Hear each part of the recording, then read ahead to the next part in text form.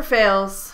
That first heartbreak of the season feels like the kind of heartbreak you can never come back from. Even the next morning, it's still pretty brutal. But we're working through it together.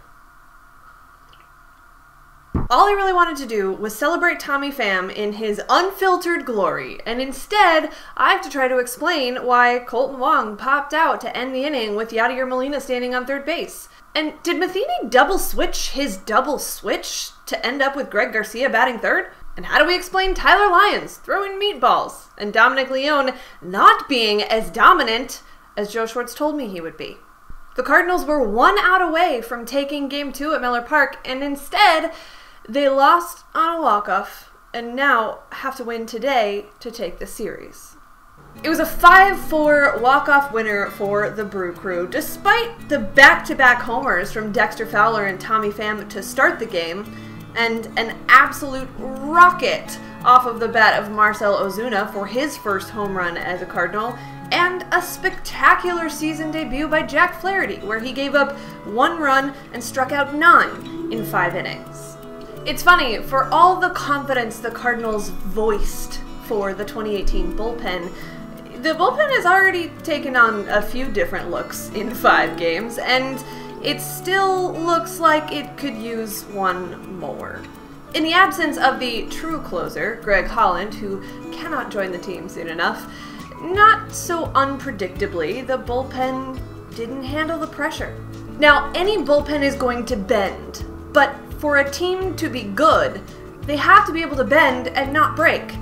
Leone was 1 pitch away from not breaking.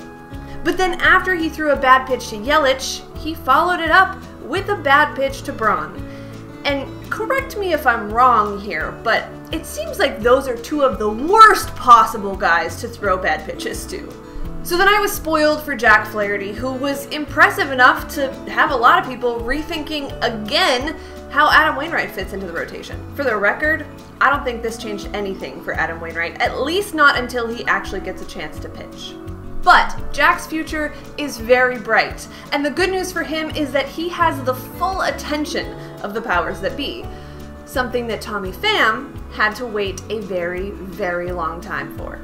So let's back up to yesterday morning when a Sports Illustrated article dropped that unleashed Tommy Pham on the world, explaining the challenge that it was in trying to make himself a big leaguer. Now, it's not been a secret that Tommy Pham's a little feisty and that he has more confidence in himself than quite possibly any other human being ever has, for better or worse. It's also not uncommon for career minor leaguers, if you will, to get extremely frustrated with that fact. To get so frustrated that they might request a trade or consider walking away completely. Look, the minor league life is tough, especially when you fully believe, backed by actual numbers, that you're better at baseball than the guys that are getting promoted ahead of you. In fact, I feel pretty confident in saying that there's at least one guy in every single organization that feels exactly like Tommy Pham felt and has probably said the same things that Tommy Pham said. Now, in Tommy's case, injuries did play a major role in this struggle. When he was out, other guys played well, and they moved on ahead of him. But that doesn't seem to have been a good enough answer for Tommy. But what he may lack in self-awareness in that regard, he more than makes up for with self-confidence and self-motivation.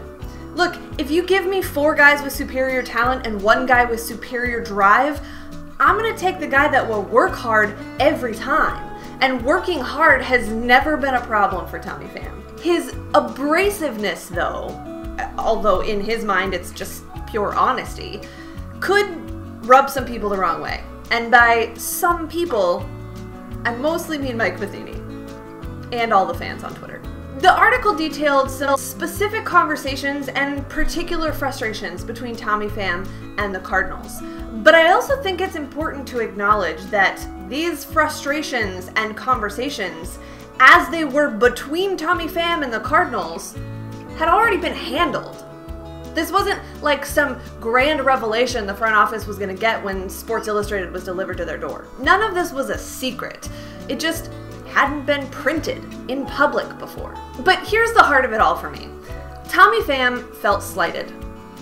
last season at the major league level, Tommy Pham felt vindicated. Now, I'm not here to tell anyone how they should feel, but if you're gonna talk the talk, you better walk the walk. So what does Tommy Pham do?